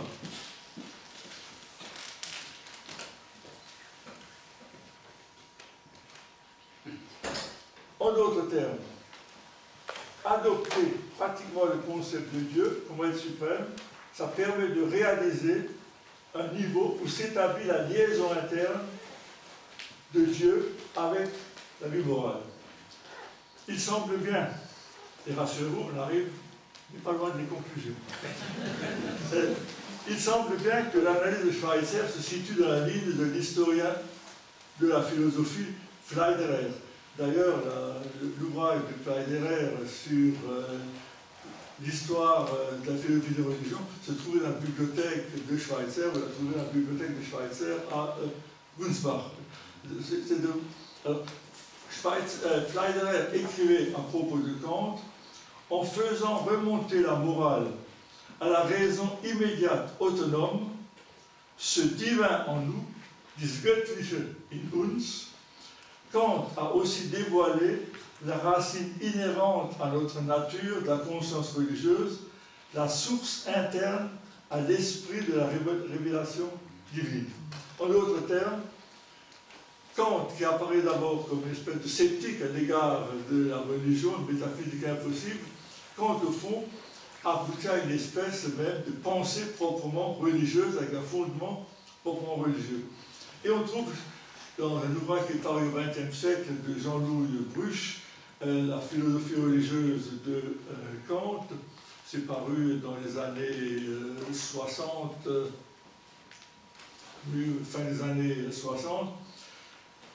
Jean-Louis Bruch, quand il commente un passage du conflit des facultés, écrivait « Dans cette perspective, non seulement le devoir devient un commandement divin, ce qui correspond à la définition la plus constante chez Kant, mais la disposition devoir, qui résulte normalement de notre condition d'être raisonnable, apparaît comme un don de Dieu. » Et Bruch parlait alors d'un aspect important de ce qu'on pourrait appeler la mystique morale de Kant.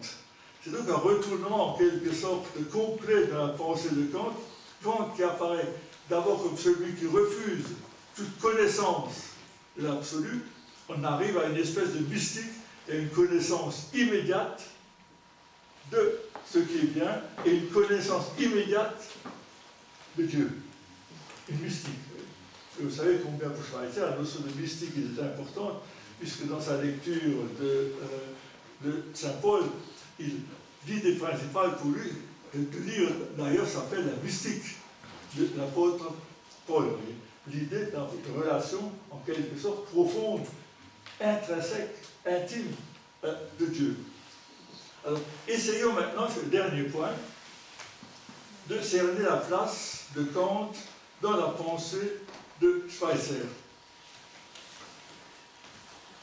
En essayant de repérer ce qui a pu conforter déjà Schweitzer dans sa propre réflexion, et ensuite ce qui a pu le laisser insatisfait.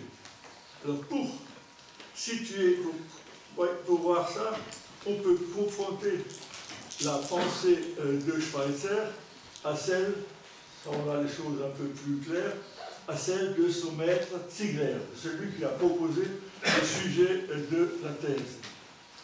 Ziegler, on a un peu oublié le nom, mais ces ouvrages quand même sont intéressants. Notamment, Ziegler avait publié une histoire de l'éthique chrétienne. C'est un ouvrage tout à fait intéressant, qui malheureusement est connu, mais qu'on peut encore trouver.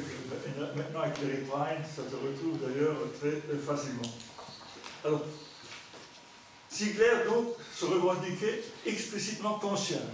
Il se disait kantien. D'ailleurs, Ziegler, dans un de ses livres, il écrit dès l'introduction, après 30 ans où le travail philosophique s'est presque entièrement consacré aux recherches et au débat concernant la théorie de la connaissance, il nous a fallu, plus ou moins, reconnaître que pour l'essentiel, on n'arrive pas à se passer de Kant. Nicht über Kant hinauskommt. De quelque façon qu'on se tourne, on se retourne sur le point particulier, on ne peut pas se passer de Kant. Voilà ce qu'affirme Ziegler au départ. Je suis kantien. Seulement, le professeur Ziegler va se séparer de Kant, et également Schweitzer se séparera ensuite de Ziegler pour cela, sur la question morale. Parce que Ziegler dit, quand on aborde la question morale, on ne peut pas en rester à la conception kantienne du sujet connaissant. Ce sujet connaissant, avec la sensibilité, l'entendement et la raison, tout ça, ça va bien pour expliquer la connaissance, pour expliquer ce qui est théorique. Mais quand il s'agit de penser la morale, il faut introduire autre chose que ces facultés auxquelles Kant a pensé.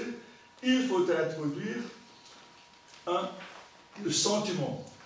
Et Ziegler écrivait, pour l'éthique et la philosophie religieuse, si ces deux disciplines veulent pénétrer aussi profondément que possible dans la vie de l'âme humaine, on doit combler une lacune dans la philosophie kantienne. Il faut combler une lacune dans la philosophie kantienne et considérer comme appartenant originairement au sujet le sentiment. En d'autres termes, à la base de la morale, il y a un sentiment. On sort totalement du domaine théorique, on est dans le sentiment. Et d'ailleurs, Ziegler a écrit un petit livre qui s'appelle Das Gefühl. Tout simplement, aussi un petit livre tout à fait intéressant aussi à noter. Donc, Schweitzer ne suivra pas son professeur Ziegler sur ce terrain-là. Pour Schweitzer, il ne s'agit pas de combler une lacune chez Schweitzer. Ce qu'il faut retenir de Schweitzer, c'est que c'est la réflexion, quand elle se continue, qui arrive finalement à résoudre le problème moral et à trouver le lien entre la morale et Dieu. C'est la réflexion, l'approfondissement de la réflexion conceptuelle qui y amène. Pour Ziegler, si on veut expliquer la morale, il faut retourner à un sentiment. Ziegler, c'est un peu ce rapport de ce côté de Rousseau, au fond. Le sentiment, conscience, instinct divin, éternel et solennel voix, je sais plus exactement la formule que l'on trouve dans l'Émile. Donc, Ziegler, lui, pensait qu'il faut compléter, combler une lacune chez Kant, là où Schweitzer pense qu'il n'est pas à introduire, que Schweitzer pense qu'il n'est pas obligé, on n'est pas obligé d'introduire le sentiment comme faculté de la morale ou comme faculté religieuse. De plus, et ça concerne alors plutôt et essentiellement le lien à la théologie traditionnelle.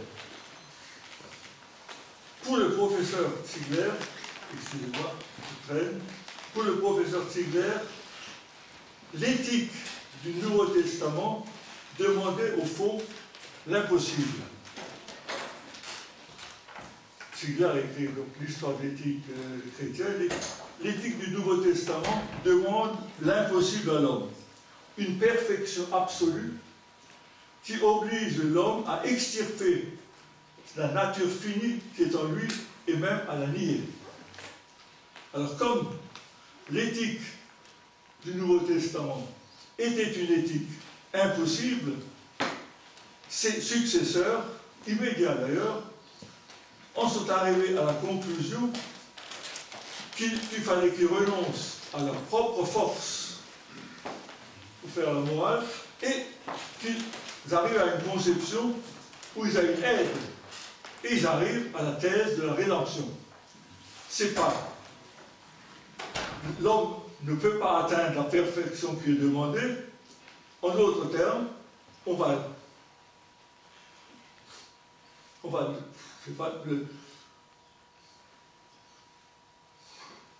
remplacer ce qu'on exige l'homme. C'est Dieu lui-même qui va réaliser le bien à travers Jésus.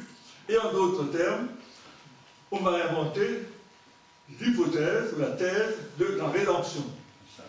Le monde. Le symbole. Alors, Ziegler écrit la chose suivante.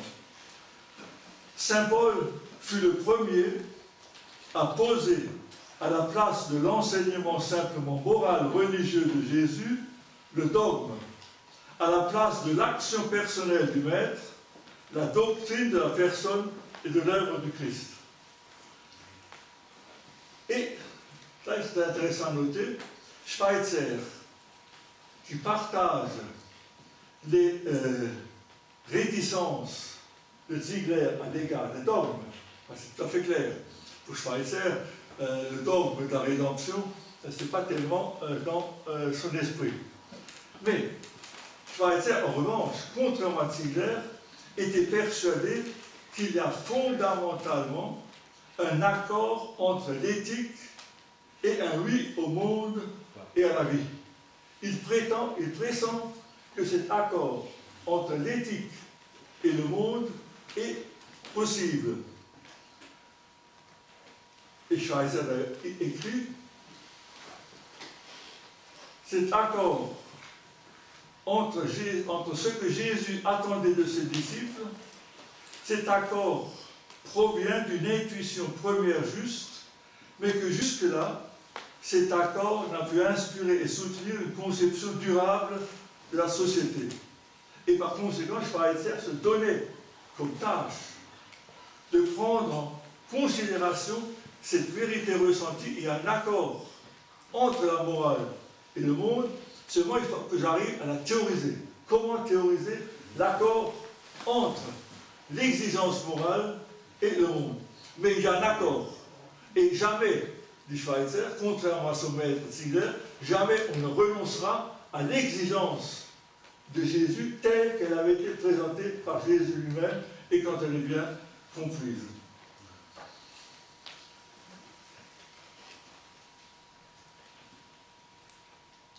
Bien. On peut alors arriver à la fin où simplement en quelques points, je vais conclure quel est le rapport entre la pensée de Kant et Schweitzer. On peut dire qu'il y a 5 points sur lesquels Schweitzer se sent conforté par ce qu'il a vu chez Kant. Et il y a 2 ou 3 points où il considérera qu'il faut poursuivre la réflexion, et c'est là qu'on va arriver à son étude. Alors d'abord les points sur lesquels Schweitzer, je répète, il n'est pas influencé par contre. Il se sent simplement conforté dans des convictions qu'il avait déjà. On a 10 minutes. Oui, oui, j'arrive à la fin. Tu sais bien que je bétonne. C'est toujours bétonné, hein, Alors, ce qui, d'emblée, a visiblement conforté Schweitzer, c'est que Kant a donné à l'exigence morale une place centrale dans la réflexion philosophique. Réfléchir à la philosophie, c'est nécessairement la réflexion philosophique doit comprendre une dimension morale. D'ailleurs, Schweitzer explique bien dans Kultur und Ethik que la véritable philosophie doit nécessairement donner une Weltanschauung. Il insiste beaucoup sur ce point. Et donc toute réflexion philosophique doit comprendre. Premier point. Deuxième point, en lisant Kant, Schweitzer est conforté dans sa conviction qu'on peut établir un lien original et immédiat entre l'éthique et la religion. En d'autres termes, il n'y a pas d'opposition, il y a un lien intime, profond. Qui dit éthique dit nécessairement dimension morale, religieuse là-dedans. Troisième point, Schweitzer aussi est conforté dans la conviction qu'on peut rester attaché à l'essentiel de ce que transmet l'Église tout en prenant ses distances par rapport au dogme. En effet, Schweitzer, Kant lui-même prenait ses distances par rapport au dogme, considérant que l'essentiel c'est la dimension morale. D'ailleurs, Kant, dans un des textes que Schweitzer ne cite pas, qui est le conflit des facultés, Kant fait la distinction entre la foi religieuse et la foi de l'Église. Et on peut avoir une foi religieuse, c'est-à-dire fondamentalement morale, sans avoir la foi de l'Église, c'est-à-dire croire par exemple à la Trinité. La Trinité, ce n'est pas non plus tellement une notion que Schweitzer retiendra. En d'autres termes, on peut se tenir à l'écart du dogmatisme tout en ayant le plus grand respect pour ce qui est essentiel dans la religion. La religion n'est pas essentiellement dogme, elle est essentiellement dimension morale. Quatrième point sur lequel Schweitzer se sent conforté, c'est la thèse que la liberté est un fait. On le sent immédiatement. La raison est un fait, l'impératif est un fait, la liberté est un fait. Enfin, cinquième thèse, Schweitzer est conforté par la thèse du sujet moral immergé dans le monde. Il trouve par conséquent la conception d'une éthique qui répond à sa conviction initiale de l'éthique avec un oui au monde. Au-delà de ces points où Schweitzer se sent conforté, il y a encore des insatisfactions. Première insatisfaction, quand il lit Kant, c'est que quand il trouve que pour Kant, le fondement ultime de la morale est une maxime, une règle logique. Il faut chercher l'universalité. On a parlé du formalisme de la morale de Kant, et bien pour Schweitzer, ça ne doit suffire. Il pressent que la pensée pourra dévoiler un fondement concret, ultime, concret de la morale. Il pressent qu'on peut découvrir ce qui concrètement, de manière vivante et vécue, amène l'homme à agir moralement. Et il va le trouver par le principe du respect de la vie. Deuxième insatisfaction, la formule qu'il faut agir par devoir et que l'axe moral est fait par devoir ne lui paraissait pas rendre compte de l'essence même de la morale. Dire j'ai un devoir, est-ce que ça m'oblige? En quel sens dire que j'ai un devoir, ça m'oblige? Pour Schweitzer, ça ne dit pas l'essence du levier réel de l'acte moral. Pour que l'acte moral est un levier, qui est une motivation profonde, réelle de la morale, il faut préciser le contenu auquel la morale nous attache. Et c'est là qu'intervient aussi le principe du respect de la vie. Parce que quand je respecte la vie, mon impératif moral a un objet concret, c'est la vie. Et ce qui nous attache à la vie, c'est que nous intuitions en nous quelque chose que nous partageons avec les autres, quelque chose qui nous est commun, est quelque chose qui nous est donné, et par conséquent, quelque chose qui est absolu. Quand nous comprenons que la motivation fondamentale, la morale, c'est le respect de la vie, nous saisissons au fond ce qui nous motive fondamentalement. Et si nous nous saisissons nous-mêmes comme êtres vivants, nous comprenons ce que nous devons faire parce que nous avons le respect de ce qui nous est donné et de ce qui nous est donné en commun avec les autres personnes. Et finalement, une autre insatisfaction, la dernière de Schweitzer à l'égard de Kant, c'est que Kant attache la morale à l'idée d'humanité. Pour Schweitzer, ça ne va pas assez profond. Il attend en quelque sorte une expérience originaire plus profonde, essentielle, on pourrait dire ontologique, qui nous fasse saisir l'être même de ce qui nous oblige. Et c'est là qu'il arrive aussi au respect de la vie. Nous ne sommes pas en quelque sorte seulement porteurs de la vie en humanité, nous sommes porteurs en général de la vie. Et c'est parce que nous sommes pris dans la vie que nous sommes portés à l'action morale. En d'autres termes, il faut aller jusque-là parce que c'est comme ça que ontologiquement on saisit. Et ce sera au fond la fin de ce que j'avais à vous dire. J'ajouterai simplement ceci pour terminer en vous remerciant de votre attention. Quand en relisant Schweitzer et aussi Kant, j'ai pensé à ce que me disait souvent un de mes professeurs de Montpellier, quand il disait que c'était un catholique thomiste, c'était Aimé Forest, un grand monsieur, qui disait que l'objet constant de sa recherche, c'était l'accord de la pensée chrétienne, l'idée de la pensée catholique, et de l'enseignement public. En d'autres termes, savoir saisir l'accord entre la réflexion rationnelle et la réflexion religieuse. Il y a un accord profond. Et c'est cela que l'on trouve chez Schweitzer.